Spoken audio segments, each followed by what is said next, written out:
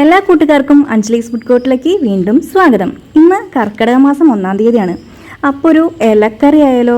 നല്ല അടിപൊളി ചെറുപയർ മുളപ്പിച്ച ഇല വെച്ചിട്ടുള്ളൊരു ഉപ്പേരി നമുക്ക് എങ്ങനെയാണെന്ന് നോക്കാം കേട്ടോ. അപ്പോൾ അതിന് മുന്നേ എന്താ ചെയ്യേണ്ടത്? നിങ്ങളെൻ്റെ ചാനൽ ആദ്യമായിട്ടാണ് കാണുന്നതെങ്കിൽ ഇഷ്ടപ്പെട്ടാൽ സബ്സ്ക്രൈബ് ചെയ്യുക, സപ്പോർട്ട് ചെയ്യുക.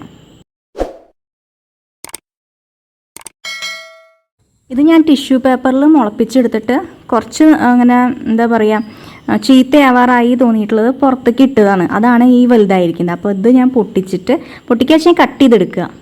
ഇതുപോലെ അങ്ങോട്ട് കട്ട് ചെയ്തെടുക്കുക. അപ്പോൾ ഇതിൻ്റെ തണ്ടൊക്കെ പിഞ്ച് തണ്ടാണ്, അതുകൊണ്ട് അതും കഴിക്കാനൊക്കെ പറ്റും കേട്ടോ. ഇനി 2-3 വട്ടമൊക്കെ നന്നായി കഴുകിയെടുക്കുക. അത് മണ്ണിൽ മഴയൊക്കെ ഉള്ള കാരണം നന്നായിട്ട് മണ്ണൊക്കെ പിടിച്ചിരിക്കുകയാണ്. അപ്പോൾ നന്നായി കഴുകി വൃത്തിയാക്കണം. ചെറുപയറിൻ്റെ ഇലയെല്ലാം നന്നായി കഴുകി വൃത്തിയാക്കി കഴിഞ്ഞു. ഇനി നമ്മൾ പരിപ്പും കൂട്ടിയിട്ടാണ് ഇത് ഉപ്പേരി വെക്കാൻ പോകുന്നത്. അപ്പോൾ കുറച്ച് തിക്കായിട്ടുള്ളൊരു ഉപ്പേരിയാണ്, കുഴഞ്ഞിട്ടാണ് ഇരിക്കുക.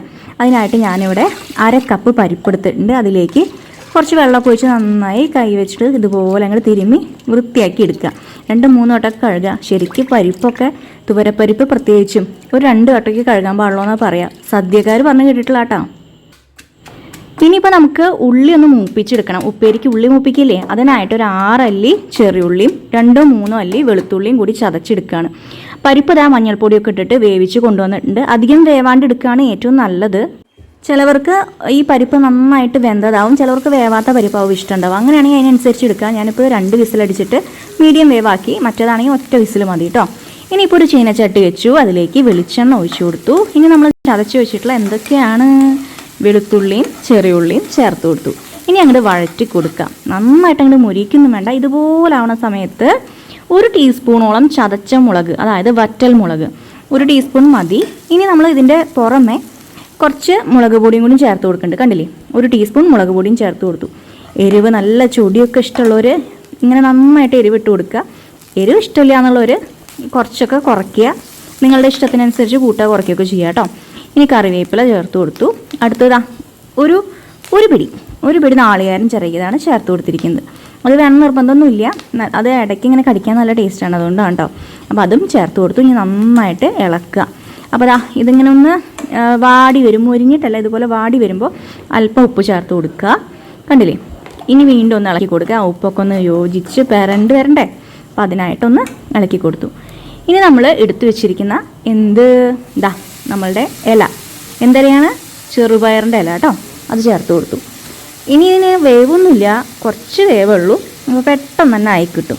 അപ്പോൾ ഇതൊന്ന് വാടാനുള്ളൊരു സമയം ഒരു 5 മിനിറ്റ് മതി. ശരിക്കും ഇത് വാടി കഴിഞ്ഞാൽ ഒന്നും ഉണ്ടാവില്ല കേട്ടോ, ഒരു തരി ഉണ്ടാവുള്ളൂ. അപ്പോൾ നല്ല ഔഷധ ഗുണമുള്ളൊരു ഇലവർഗ്ഗം തന്നെയാണിത്. അപ്പോൾ എല്ലാവരും ഇത് വീട്ടിൽ വെറുതെ ഇങ്ങനെ പാവിയാലും ഉണ്ടാവുമെന്ന് മനസ്സിലായില്ല, ഞാൻ വെറുതെ കൊണ്ടിട്ടതാണ് അവിടെ. അപ്പോൾ അതങ്ങനെ മുളച്ച് വന്നപ്പോൾ ഞാൻ അത് കട്ട് ചെയ്തിട്ട് ഇപ്പോൾ 2-3 വട്ടമായി ഞാൻ ഉണ്ടാക്കണം. ഇങ്ങനെ കുറേ ഉണ്ടായിരുന്നു, അന്നൊന്നും ഞാൻ കാണിച്ചില്ല. ഇപ്പോൾ പെട്ടെന്നൊക്കെ ഓർമ്മ വന്നു. ഇപ്പോൾ കർക്കിടകം ഒന്നൊക്കെ അല്ലേ, അപ്പോൾ ഇന്ന് ഒരു വെറൈറ്റിയും അതുപോലെ തന്നെ ഔഷധ ഗുണമുള്ള എന്തെങ്കിലുമൊക്കെ ആവട്ടെ വെച്ചു. ഇതിൽ കാണുന്ന വെള്ളം ഉണ്ടല്ലോ, അത് നമ്മൾ വെള്ളം ഒഴിച്ചിട്ടൊന്നുമല്ല, ഈ ഇലയിൽ നിന്ന് ഇറങ്ങണ വെള്ളമാണ്. ആ ഇല ഒന്ന് വാടിയപ്പോൾ അതൊന്ന് ഇത്തിരി വെള്ളം അങ്ങോട്ട് ഇറങ്ങി. പ്രത്യേകിച്ച് വെള്ളം ചേർത്ത് കൊടുക്കണ്ട കേട്ടോ, അത് കാരണം. അപ്പോൾ ഇനി വെള്ളം ഇറങ്ങിയില്ല വെച്ചെങ്കിൽ കുറച്ചങ്ങോട്ട് തളിച്ചു കൊടുക്കുക. ഒരു എന്താ പറയുക, ഒരു കൈക്കുമ്പിൾ എടുത്തിട്ട് അങ്ങനെ തളിച്ചു കൊടുത്താലും മതി. ഇനിയിപ്പോൾ പരിപ്പും ചേർത്ത് കൊടുത്തു. ഇനി നന്നായിട്ട് അങ്ങോട്ട് ഇളക്കി കൊടുക്കുക. ഇളക്കുക എന്ന് പറയുമ്പോൾ കുത്തി ഉടയ്ക്കരുത് കേട്ടോ, ചമ്മന്തി വരുവാകും, അതുകൊണ്ട് ശ്രദ്ധിക്കുക. നേരത്തെ പറഞ്ഞ പോലെ പരിപ്പ് അധികം വെന്തിട്ടില്ല വെച്ചെങ്കിൽ നന്നായിട്ട് ഉലർന്ന് കിട്ടും. അപ്പോൾ അങ്ങനെ വേണം വെച്ചെങ്കിൽ അങ്ങനെ എടുക്കുക. അപ്പോൾ നല്ല ടേസ്റ്റ് തന്നെയാണ്. അപ്പോൾ നമ്മളുടെ ഉപ്പേരി ഇവിടെ റെഡിയായി കഴിഞ്ഞു. സംഭവം എത്ര ഈസിയാണ്. നല്ല ഹെൽത്തി ആയിട്ടുള്ളൊരു ഉപ്പേരി തന്നെയാണ് ചെറുപയറിൻ്റെ ഇലയും അതുപോലെ തന്നെ പരിപ്പും. അപ്പോൾ എല്ലാവരും ട്രൈ ചെയ്ത് നോക്കുക. എന്നിട്ട് അഭിപ്രായങ്ങൾ അറിയിക്കാൻ മറക്കരുത്, കമൻറ്റ് ചെയ്യുക കേട്ടോ.